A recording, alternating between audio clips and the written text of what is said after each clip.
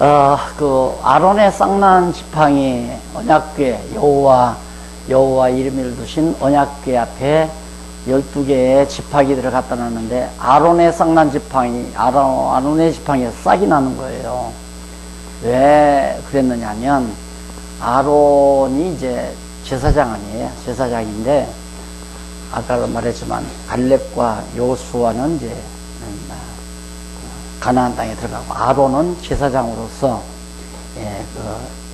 하나님께서 이제 확인을 시키기 위해서 죽은 지팡이에서 이제 살구나무 열매가 맺히거든요. 마찬가지로 예수 그리스도가 영원한 제사장으로서 확고하게 우리들로 하여금 믿고 정말 신앙하게 하려는 방법이 뭐냐면 죽었다가 예수님 부활하시는 것. 그래서 기독교의 최대의 표적은 그리스도의 부활의 표적이라고 그러죠.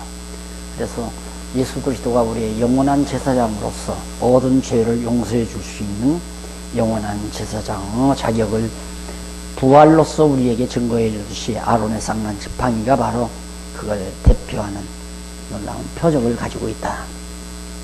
그래서 불신과 원망을 버리고 여호와 하나님을 기억하고 경외케 하려는 그런 방법이 아론의 쌍난 지팡이로 하여금 그거 나오죠. 886페이지 그 문단 12절로 13절 나오기 전에 위에 쪽으로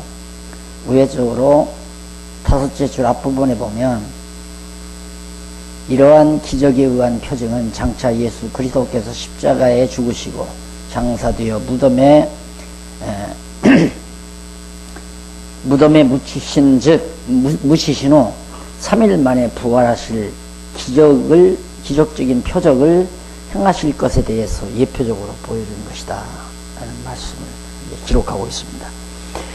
그 다음 이제 17장 12절로 13절 언제나 예수 그리스도의 예표와 표적이란 말은 바로 어디로 연결되냐면 여호와로 연결이 되죠. 예수가 그리스도라는 사실은 하나님이 여호와이심이 분명하고 살아계시다는 확증으로 나타난다고 그랬잖아요. 그래서 예수가 그리스도이심을 믿는 것은 여호와 하나님이 살아계심을 깨달아 알고 경외케 하려는 것이다. 거기와 논리적으로 연결을 시키면 틀림이 없습니다. 12절로 13절 이스라엘 자손이 모세에게 뉘우치고 한탄하여 호소하는 그런 내용입니다. 그러니까 우리가 언제나 하나님께서는 아까 말씀드린 대로 고라당이 반역함으로 이제 재앙을 통해서 14,700명인가가 죽었잖아요. 네. 믿고 불신앙하지 아니한 자들은 이제 사는데 불신앙자들은 죽잖아요. 그럼 믿고 안 믿는 고난이 우리 인간에게 있는 것이 아니라 하나님께서 믿음을 선물로 주신다고 했잖아요. 믿음은 선물이란 말입니다. 하나님이 믿음을 주시면 믿고 하나님이 믿음을 주지 아니하면 못 믿는 것이 신앙이니까. 그런데 우리는 보편적으로 고정관념은 믿음은 내가 믿는다. 내가 믿으면 믿고 믿기 싫으면 안 믿는다. 이렇게 생각해서 고정관념으로 굳어졌거든요. 그 이유 중에 하나가 뭐냐면 우리가 보고 있는 성경 그전에 나 어렸을 때 좀 젊었을 때 보던 때는 구역을 봤어요. 구역 성경을 많이 봤는데 구역에 보면 하나님이 세상을 이처럼 사랑하사 독생자를 주셨으니 왜 주셨는가? 독생자를 주신 이유는 누구든지 저를 믿으면 멸망치 않고 구원을 얻으리라. 그러니까 구원을 믿으면 구원 얻고 안 믿으면 멸망받는다. 그런 의미로 번역이 된 거예요. 그게 이제 중국어판을 번역하다 보니까 그렇게 나왔는데 개역 성경에는 그게 아니라 하나님이 세상을 이처럼 사랑하사 독생자를 주셨으니 이는 왜 주셨는가? 이는 저를 누구든지가 아니라 저를 믿는 자마다 그 말이죠. 그러니까 저를 믿는 자는 누가 믿느냐? 하나님께서 믿음을 준 자란 말입니다. 선물로 준 자 그 자마다 구원을 얻으리라가 아니라 구원을 얻게 하려 함이라 그렇게 나와요. 그러니까 하나님께서 우리를 구원 얻게 하려고 예수를 보내는데 누가 구원 얻느냐면 하나님이 믿음을 주신 자가 믿음으로 말미암아 구원을 얻게 하려고 예수를 보냈다. 뉘앙스가 좀 다르죠. 그래서 개혁 성경에 의해서 좀 이제 정리가 되지만은 좀처럼 처음에 굳어버린 기존관념, 누구나 예수 믿으면 구원 얻고 안 믿으면 지옥 간다. 이게 이제 보편화되는 거란 말입니다. 미리 하나님께서 구원 얻을 자와 멸망받을 자를 창세전에 다 작정해 놓으시고 작정에 따라서 구원 얻기로 작정된 자는, 예정된 자는 믿음을 주어서 구원 얻게 하고, 멸망하기로 작정된 자는 믿음을 주지 않아서 멸망받게 만드시는 그런 내용에 대해서 우리가 쉽게 용납하기가 참 힘든 거죠.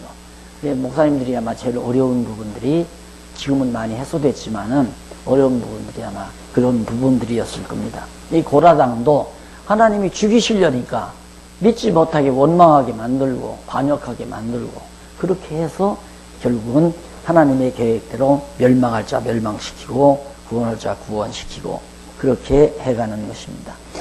그 다음 세 번째로 여기서 이제 뉘우치게 하는 것도 그것도 우리가 이제 우리 그 장로교 구원의 서정 보면 하나님께서 소명 그리고 중생 그 다음 회개 나오잖아요. 그 다음 회개거든요.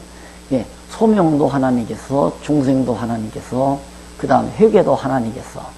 그런데 뭔만 인간이 필요하냐면 성화 과정에서는 인간의 의지가 필요하다. 그렇게 말하는 분들이 있어요. 그게 이제 잘못된 거란 말이에요. 성화도 하나님께서 전적으로 하시는 거지 성화는 우리 인간이 해야 된다. 그게 아니에요.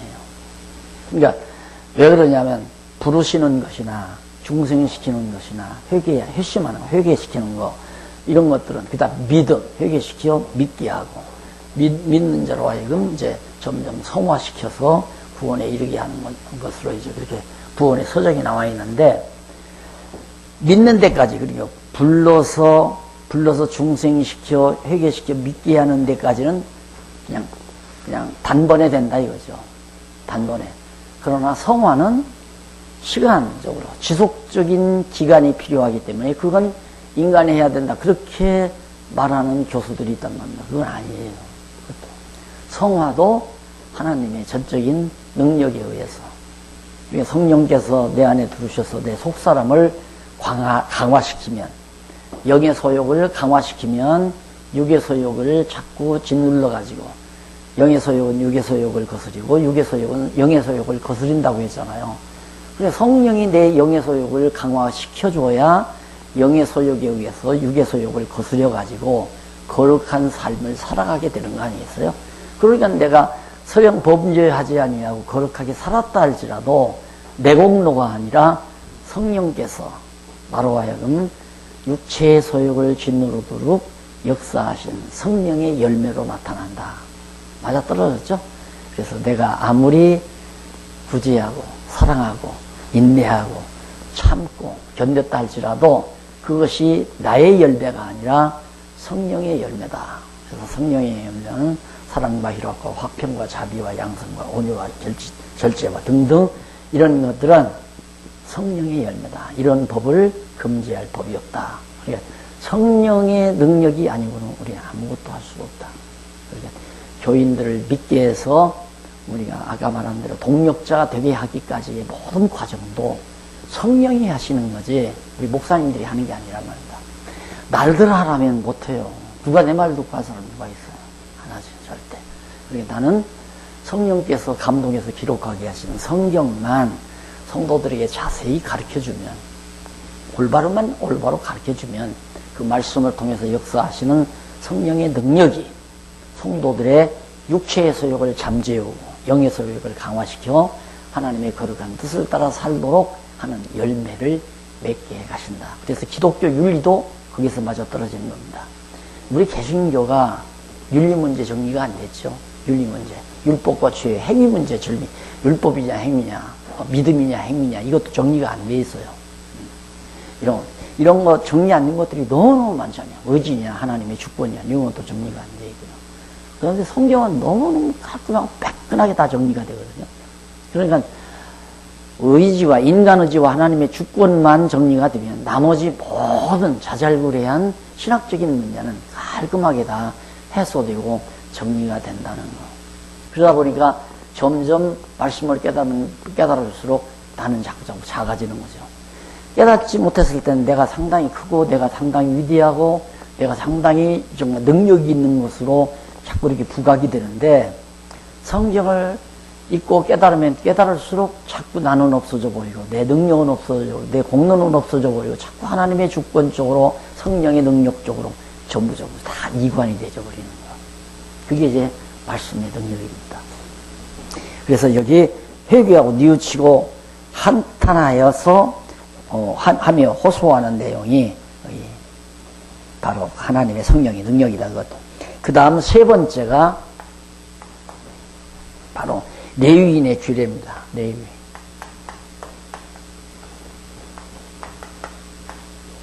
그것이 18장이죠. 바로 이 내용은 레위인의 규례에서 아론의 그 아들들, 아론이 레위 지파 사람 아니에요? 그 아들들의 레위족 종족에 대한 여러 가지 규례들을 명하는 내용인데, 그 규례 가운데 그들 각자의 직무에 대한 규례와 아론과 아들들의 영원한 응식에 대한 규례들을 하나하나 일러줍니다. 그러니까 가나안 땅 들어가들랑 레위 자손들이 영원한 제사를 드리고 아론이 대제사장으로서 그 아들들이 취해야 될 응식이 무엇인지도 하나하나 가르쳐주는, 그 앞에서 우리 출애굽기 하면서 다 대부분 정리된 얘기들입니다. 그 다음 이제 18장 1절로 7절에 보면 888페이지. 아론과 아들들과 종족이 성소의 죄를 담당하라는 얘기. 그러니까 레위 자손이라고 해서 모두가 다 성소에서 일하는 게 아니라 아론의 자손들은 아니자. 아론의 후손만이 회막과 성소에서, 이 회막과 성소에서 일하는 이 일을 너희들이 감당하라. 그러면 이런 직무를, 자, 이런 것도 우리가 그냥 지나가 버리면 우리 고정관념이 안 사라진단 말입니다. 하하. 완전히 하나님의 주권에 의해서 성소에서 일하는 임무까지라도 누가 주는, 하나님께서 다 명령해 버리잖아. 그런데 마치 인사권이, 우리 교회가 현재 지상에 있는 교회가 인사권이 누구에게 있는가? 목사에게 있다고 하잖아요. 인사권. 이런 것들이 다 가다듬어지지 아니한 상태에서 지금 나는 그런 얘기를 해요. 중국에서 한동안 목사님들이 한 10대분, 중국 현지 목사들, 조선족이 아닌 한족들이 목사들 한 몇 대분이 와서 연수를 받고 가셨는데, 한 3박 4일인가 저한테 연수를 받고 가는데 그런 얘기를 했어요. 중국 교회가 지금이 가장 정상적이다.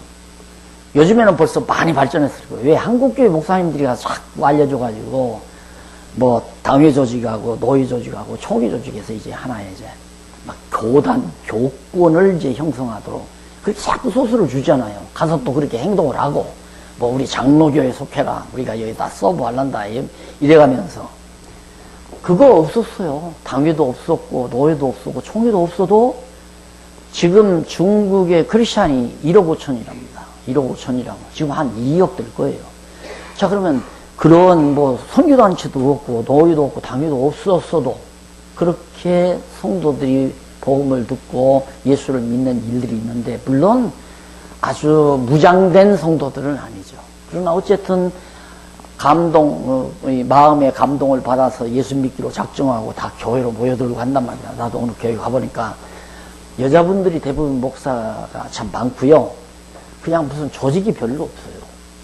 왜냐하면 완전히 성령께서 친히 그렇게 불러낸 거란 말입니다. 그런데 우리는 한국교회는 목사가 20만이나 된다는데도 더 이상 이제 늘어나지 않고 줄어들지 않아요. 뭐 문제가 있는 거 아니겠어요, 이거? 네. 그러니까 교회는 성령이 주관하셔서 각각 임무도 성령께서 맡겨야 되는데, 큰 교회일수록, 재산이 많은 교회일수록 목사가 파워가 센 거죠. 왜? 큰 교회일수록 입돈이 많잖아요. 그래서 거기 뭐 부목을 임명한다거나, 거기 사찰 집사 하나도 당위에서 악유다툼이 벌어집니다. 누구 누구의 측근을 사찰로 맞이할 거냐 이런 문제까지라도. 그런데다가 뭐 큰 교회 같은 데는 뭐 고등학교도 있지, 뭐 대학도 세운다는 교회 있지, 뭐 병원도 있는 교회도 있지 하니까 당회장 딱 차지하면 인사권이 대단한 거죠. 이렇게 하다 보니까 사기업이 되다가 교회가 사기업이 되죠. 이렇게 돼서 교회가 정말 사회의 지탄거리가 되고 웃음거리가 되고, 교회는 순수하게 하나님의 말씀을 전하고 가르치는 것으로 순수성을 지켜 나왔다면, 성령께서 각자의 마음속에 주신 은사 따라서 자기 직무를 찾아 주님 앞에서, 하나님 앞에서 봉사하도록 해야 돼. 이 구약시대마다 너무 분명하단 말입니다. 유다지파가 아무리 하려고도 안 돼요. 하나님이 허락 안 하니까. 하나님께서 레위 자손 중에 아론의 후손만, 레위 자손 가운데 아론의 자손만 이 성막에서, 회막에서 일을 해라. 제사 드리는 일이나 향불을 피우는 일이나 불을 밝히는 일이나 떡상을 교체하는 일이나 지성소에 가서 영원한 1년에 한 번씩 대제사를 드리는 일이나, 이런 모두가 다 아론의 자손. 그리고 뭐 여기 입구에서 번제단에서 제단을 드리고 뒤로 쳐진 사분이 두삽으로 채를 치는 일도 있어요. 그런 일은 누가 하고, 물도멍에서 제물을 씻는 일은 누가 하고, 이런 것도 전부 다 하나님이 일일이 지시해서, 모세가 네가 알아서 시켜라 그런 거 없어요. 아무도 없어요. 완전히 하나님이 직접 다 했죠. 그래서 제가 강하게 주장하는 거예요. 한국교회도 빨리 각자가 성도가, 예를 들어서 지금 10명의 성도가 있는데 한 명 성도가 다시 들어와요. 들어오면 목사님은 저 사람을 내가 뭐를 맡길까 이렇게 생각하지 말고, 하나님이 저 사람에게 어떤 은사를 줬기에 이 교회를 세우는데 필요한 인재를 또 하나 보냈을까, 그걸 봐야죠. 하나님 하시는 일을 봐야죠. 근데 가만히 보니까 딱 오더니만 법회 가서 설거지를 잘한단 말입니다. 설거지를 잘하고 요리를 잘해가지고 성도들을 잘 이제 점심 식사를 대접하고, 그거 은사란 말입니다. 저분이 필요하니까 하나님이 보냈구나. 전에는 누가 할 사람 없으니까 김밥 사다가 먹든가 밥 사와가지고 그냥 나눠 먹었는데, 그분이 오더니만 자기가 다 마련해서 다 대접하고, 그런 일. 그러니까 스스로 그렇게 찾아서 하도록, 그래야 하나님이 저분에게 뭘 시켰나를 알 수 있잖아요. 그런데 그걸 억지로 집사 하나 더 늘리기 위해서, 집사님 오셨으니까 이제 1년 지났으니까 세례 받고 오겠으니까 소리입사 하십시오. 소리입사가 뭔지도 모르고 소리입사를 하는 거예요. 그럼 교회 목회하는 목사님 입장에서는 소리입사라고 시키면 더 열심히 내고 충성할 거라고 하는 그런 기대를 갖고 시키는 거 아니겠어요? 뭔지도 모르고 맡아가지고 하다가 보니까 나중에는 짐이 무겁고 피곤하게 되고 이렇게 되지는 경우가 개척교회일수록 더 많다고 저는 생각을 해요. 큰 교회는 큰 교회들의 문제가 있고, 그래서 그 문제는 모두가 다 목사님들이 모든 권한, 재정 권한도 갖고 인사권도 갖고 모든 출입권도 갖고 전부 다 거의 다 상권 다 가지고 있어요. 목사님들이 다. 뭐 재직회장도 되고 다회장도 되고 뭐 모든 회장은 다 무조건 목사님이 하도록 헌법에 그렇게 되어 있으니까, 이런 것들이 하나님께서 하시고자 하시는 그 일을 다 방해하는 결과가 올 수도 있지 않는가. 그래서 좀 더 우리가 깊이 연구하고 상고해야 될 부분이라고 그렇게 생각을 해서 한마디 언급하고 지나갑니다. 그 다음 8절로 20절에 보면 아론과 아들들이 먹을 영원한 음식을 기업으로 주시는 내용이죠.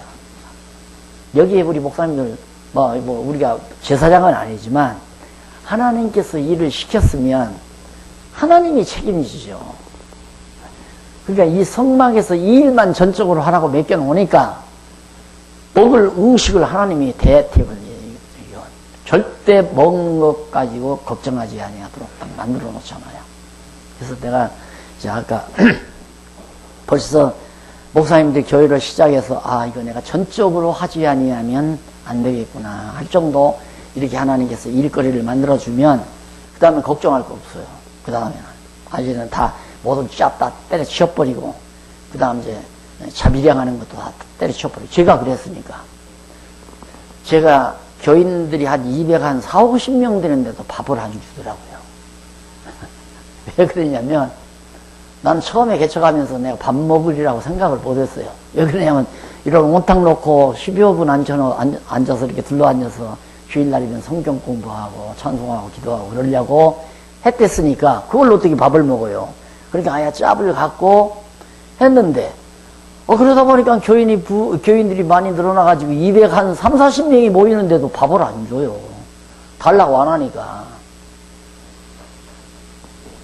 그래도 결국에는 교회가 이제 교단에서 개혁 측에서 이단 시비 걸고 야단을 치니까 교회들이 다 3분의 1은 나가버리고 3분의 1은 반대파에 쓰고 3분의 1 쪽은 남더라고요. 3분의 1 한 50명 남는데 50명 남은 분들이 그때야 깨닫고, 목사님!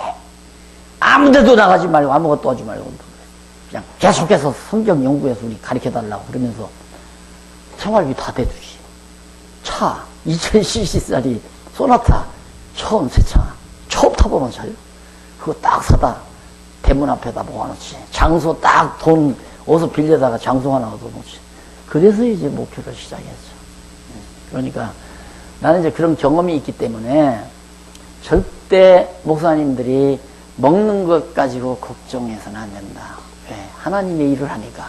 하나님께서 이 일을 시켰는데 하나님께서 책임지는 거 아니에요. 그래서 일하는 소에게 망을 씌우지 말라. 이 말을 하나님의 언약의 말씀으로 듣는 게 아니라 일하는 소에게 망 씌우지 말라니까 장로님들, 집사님들, 목사 망 씌우면 안 됩니다. 이렇게 접근에 들어가면 문제가 심각한 거예요. 누가 그런 얘기를 하더라고요. 성경에 일하는 소에게 망 씌우지 말라고 하지 않았습니까? 그래서 알아서 나 알지요. 신명기에 있죠. 그러면 목사님 누구 일하셨습니까? 그러니까 하나님이 일을 했죠. 근데 돈은 누구 들어달라고, 생활비 누구 들어달라고 했습니까? 재직회에서 쥐하는 거 아닙니까? 재직회가 하나님인가요? 내가 그렇죠. 네. 하나님께서 재직들의 마음을 움직여서 목사님이 전념하도록 만들어 주시는 거죠. 그러니까 목사님들이 지저분하게 돈 더 달라, 생활비 더 달라 이렇게 할 필요, 주기 싫으면 말고 주고 싶으면 주고. 네. 그 말은 왜 할 수 있느냐 하면 하나님께서 당신들 마음속에 주고 싶은 마음을 주는데 안 주고 견뎌요. 주게 돼 있다 이 말입니다. 그러니까 그게 믿어져 버리면 걱정이 안 돼요. 왜? 하나님의 일을 했으니까 하나님이 책임지죠. 밥 먹는 거. 여기도 그러잖아요. 하나님께서 아론의 자손들 딱 맡겨놓고 자손들 먹고 살 응식에 대해서 기업으로 딱 주잖아요. 하나님이 기업 아닙니까? 하나님이 기업. 그래서 항상 각오는 한 주먹까지 벌어다 먹고 살지. 자비량 할 각오를 하고 개척하는 목사님들 각오를 하고 그렇게 하면 모르지만 선배 목사님이 교회 큰 거 가지고 있으니까 좀 도와주시겠지. 그러면 하나님께서 그래 선배나 믿고 그냥 살아봐라. 그럼 선배 목사님도 한 3년 4년 도와줘도 교회 부흥도 안 되지. 해결할 길도 없지. 가면 갈수록 생활비는 더 들어가지. 애들 또 등록금이 필요하다지. 나중에는 이제 짜증나는 거죠. 도와주는 교회도. 그래도 참 힘드네. 재직들이 다 반대하고 우리 교회도 지금 빚이 있고 힘드네. 이래 놓으면 가서 그때가 정말 절망하는 거죠. 그러니까 하나님은 우리의 마음을 다 읽잖아요. 내가 누구를 믿고 지금 일을 하느냐. 하나님을 믿고 하느냐, 사람을 믿고 하느냐. 우리 큰아버지가 그래도 나 한다면 좀 도와주겠지. 그래서 그런 분들도 있어요. 큰아버지도 좋은 회사 가지고 있지, 동생도 있지. 그러니까 그런 사람들이 11조 내는 거, 너 목사 돼. 네가 집에 목사해라. 11조 너한테 줄 테니까. 그래서 패밀리 처치라고 해가지고 그런 식으로 형제들이 다 11조 자기한테 냈어. 어느 교인가 내가 가보니까, 오락에서 가보니까 아주 똥똥대면서 해요. 알고 보니까 자기 형제들이 다 주름 잡고 다 하더라고요. 그 자기는 이제 목사라 해서 형제들이 내는 11조 받고 그러고 나가는데 그것도 어리석은 짓이고요. 그냥 깔끔하게 하나님이면 하나님 딱 전적으로 의지하고 살아야 됐다. 아멘 했어요?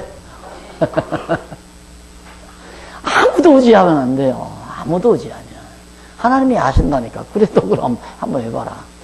그러니까 왕정시대 보면, 이스라엘 민족 왕정시대 보면, 남쪽 유다는 애굽을 살살 의지하게 되고요. 북쪽 이스라엘은 아수르를 의지하잖아요. 아수르는 북쪽에 있고 애굽은 남쪽에 있단 말입니다. 그러니까 아수르가 강하니까 북쪽 이스라엘 아수르를 의지하니까 불안하잖아요. 유다는. 애굽을 의지하니까. 근데 하나님께서 아예 모세를 통해서 일찍이 애굽 의지하지 말라. 딱 말씀하죠. 애굽을 의지하지 말라. 그 말은 내가 지킬 테니까. 다윗 왕국은 내가 지킨다. 애굽 의지하지 말라. 대한민국이 만약에 교회라면 난 미국도 중국도 의지 안 해요. 망하면 망합니다. 하나님.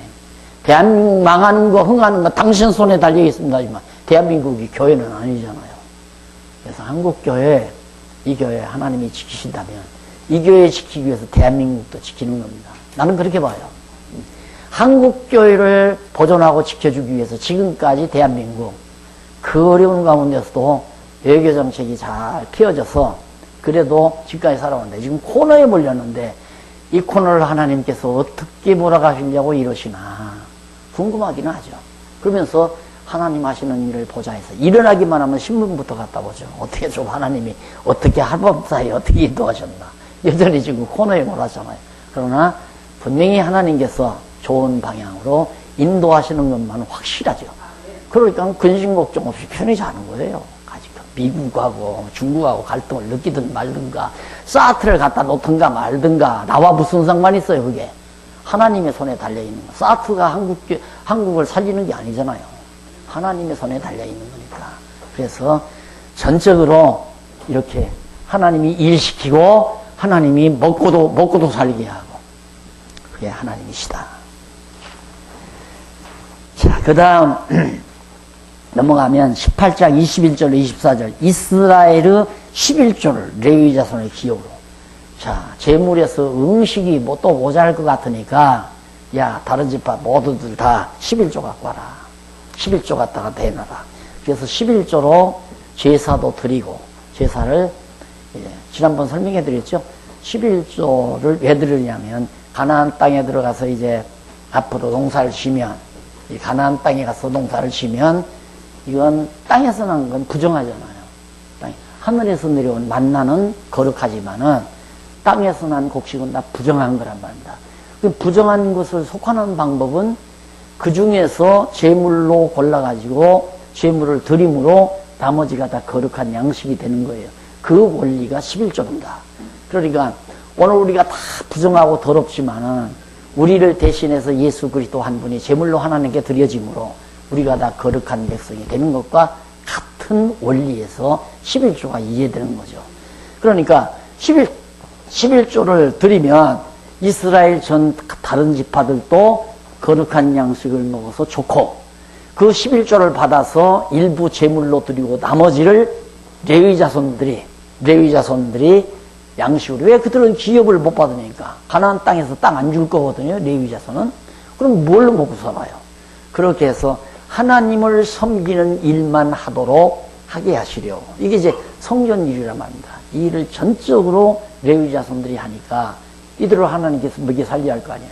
이게 먹여 살리는 방법이 11조라고 하는 방법을 통해서 또 아까 말한 대로 제물 중에 나머지 음식을 아론의 자손들이 먹고 살게 하고 해서 하나님의 일하는 사람들의 모든 양식을 먹고 살 수 있는 길을 하나님이 다 해결해 놓으신다. 이게 구약시대 성전 제도란 말입니다. 율례고 규례고. 그러듯이 신약교회 시대도 예수 그리스도를 성전으로, 예수님이 영원한 성전 아니에요? 예수님이 성전이시고 예수님이 제물이시고 예수님이 제사장이시고 그래서 예수 그리스도로 하여금 영원히 하나님을 섬기는 그 섬김으로 오늘 우리가 대신 하나님을 섬기는 자가 된 거죠.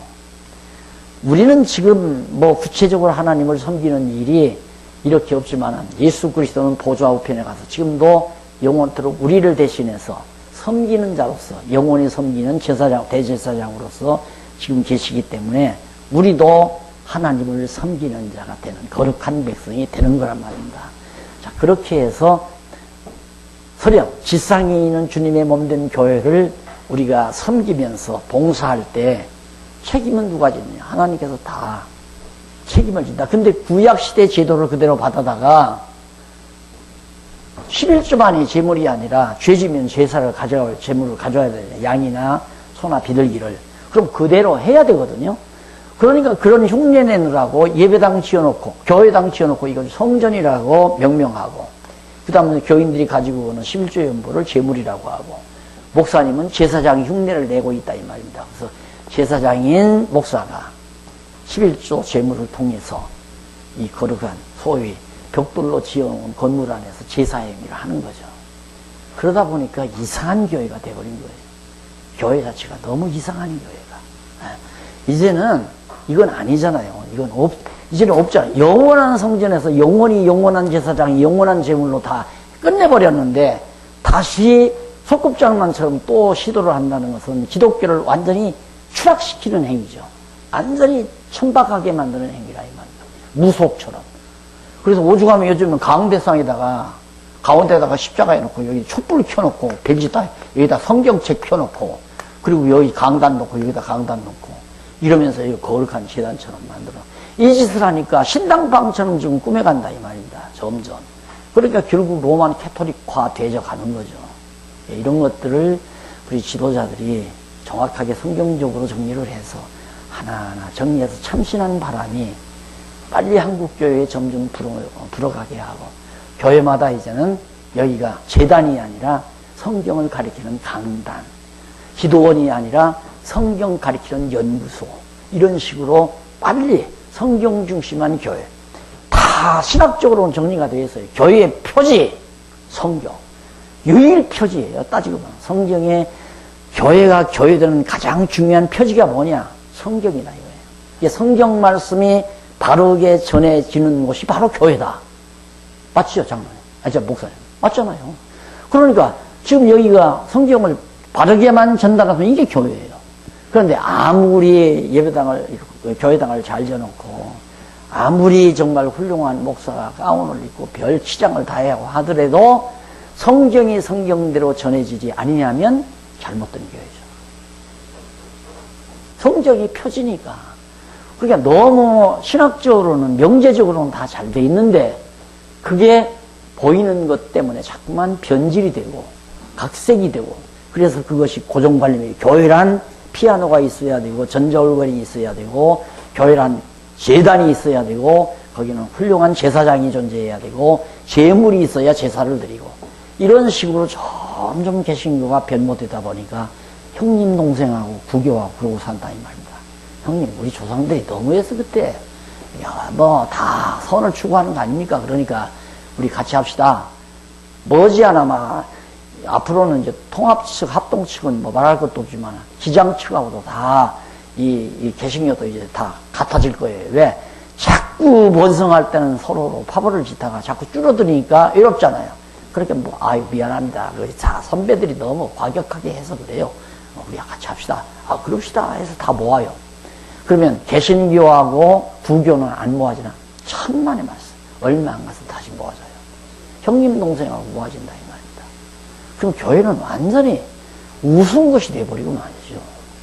신앙의 선배들이 피를 흘리면서 올바른 성경 진리를 지키기 위해서 성경 권위를 내세우고 개혁했던 종교개혁 정신은 다 숲으로 돌아가고 그래서 하나의 정치적인 세력으로 이 교회가 탈바꿈되죠 버려. 그러기 전에 한국교회가 한번 이 시대에 아시아 시대에 아름답게 소중하게 쓰여지는 그날이 있었으면 그런 소원이 있어요. 솔직하게. 그런 소원이 또 하나님이 그렇게 쓰실 것도 같고요. 지금 이렇게 성경 쪽으로 관심을 갖는 그런 분위기가 요즘 근래 들어서 부쩍 늘어나요. 교회 개혁해야 한다. 개혁해야 한다. 교회는 개혁돼야 된다. 이런 분위기가 지금 너나 할 것 없이 많이 지금 이렇게 돼 있는데 이런 차제에 여기서 이렇게 순수한 성경 연구 모임을 가진다는 것은 예사로운 일이 아니잖아요. 또 하나님이 인도해 가시는 거니까 최선을 다해서 우리 하나님이 허락하시는 범주 내에서 해가도록. 그 다음 네 번째가 백성들의 율례. 이건 레위 자손들의 규례고 이건 백성들의 율례고.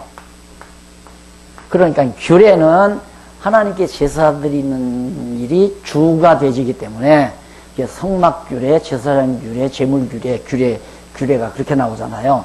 율례는 5계명서 10계명까지의 내용이니까 백성들이 살아가는 하나의 생활윤리예요. 생활윤리. 그래서 그 윤리에 이거에 대해서 다시 반복해서 가르쳐 주는 겁니다.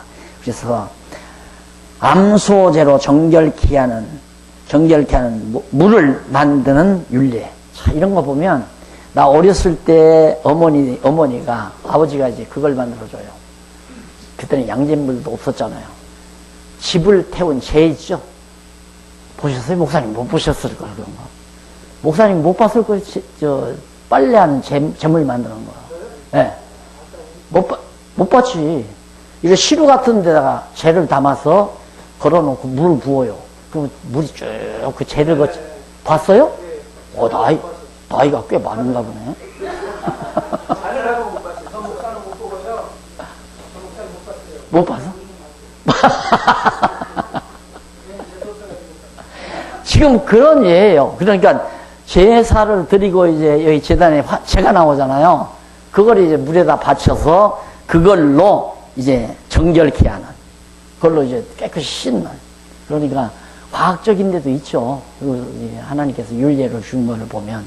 그리고 그때는 비누도 없고 양잿물도 없고, 근데 요즘에는 이제 양잿물도 안 쓰고 빨래 할 때 쓰는 뭐라고 해요. 그런 거 많이 나오잖아요. 화학 제품들이. 그렇게 하지만 이 당시에는 백성들이 깨끗하게 정결하게 사는 방법으로 잿물을 만드는 그런 방법으로 일러줍니다. 그 다음에 19장 11절로 13절에 보면 시체로 부정케 된 자가 정결케 되는 그런 규례.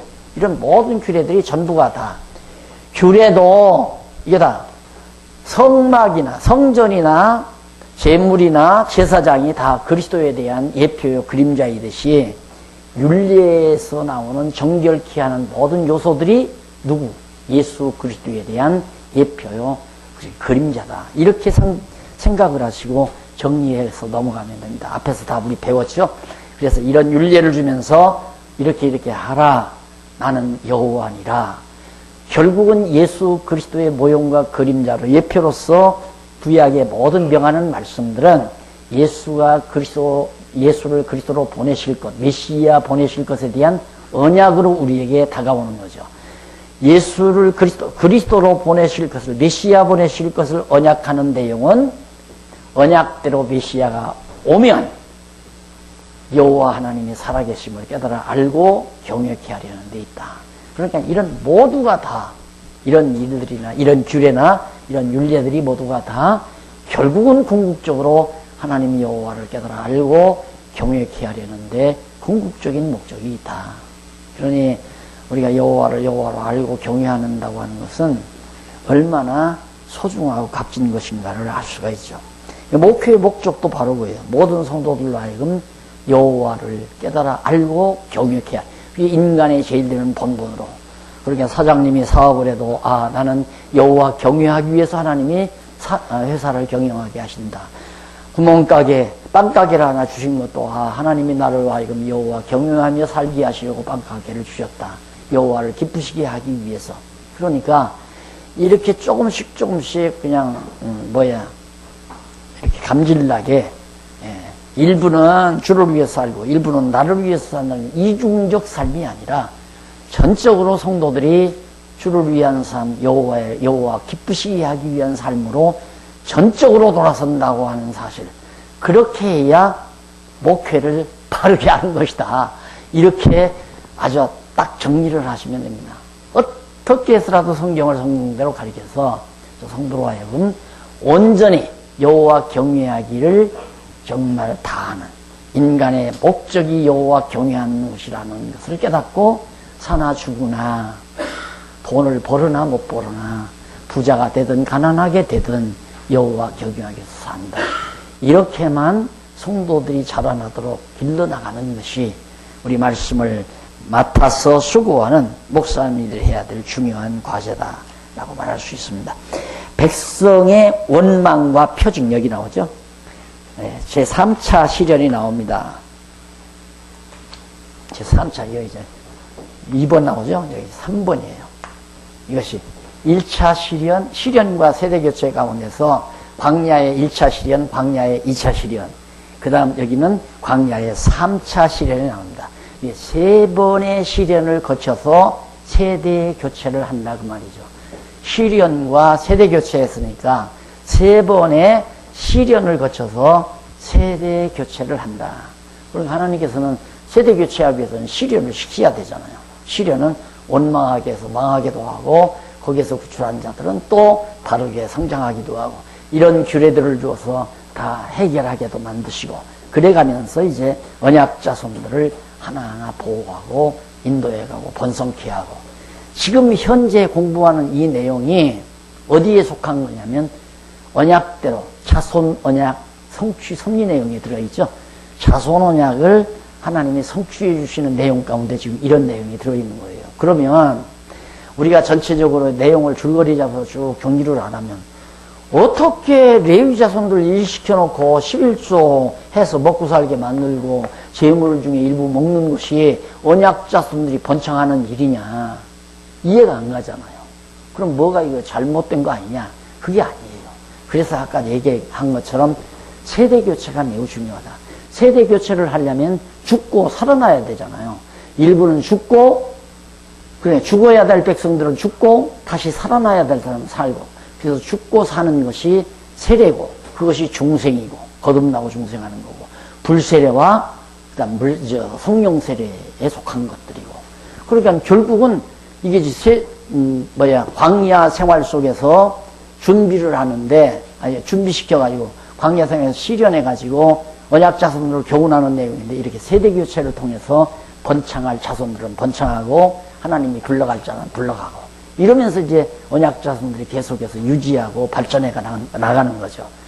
그래서 이제 이것도 언약 자손 번창 섭리에 예속되는 내용이다. 그래서 이 부분 광야 3차 시련은 다음 시간에 우리 만나서 개강해가지고 아마 9월 달에 나가서 이 부분 공부할 것 같습니다. 여기 표시에 놓으시고 이제 얼마 안 남았는데요. 민수기 얼마 남았는데, 집에 방학 기간에 좀 한 2번 쭉 한번 읽어보세요. 이게 2권이니까 3권, 4권 집에서 시간 나는 대로 읽어보시면 다음에 만나서 공부하는 게 훨씬 더 부드러우시리라고 생각합니다. 기도하십시다.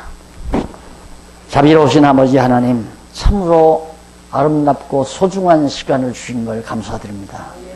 하나님 아버지, 한국교회 사랑해 주신 느낌을 저희들이 받을 때마다 정말 더욱 감사를 드립니다. 하나님 아버지요, 그동안 시련 속에서 온갖 시련 속에서 키워오신 한국교회 간절한 소원이 있습니다. 버리지 말아 주시옵소서. 꼭 권능의 손에 붙들어서 꼭 선하고 아름답게 사역해 주시옵소서. 한 달 동안 우리들이 서로 만나지 못합니다. 그리스도 안에서 신령한 교제가 잘 이루어지도록 역사하시고 영혼들을 맡아서 양육하는 우리 목사님들에게 지혜와 총명 주소서. 말씀을 듣는 대로 성도들이 샘을 얻고 그 영혼이 토실토실 살려가는 아름다운 역사가 일어나도록 함께해 주시옵시기를 기여며 예수님 이름으로 기도드립니다. 감사합니다.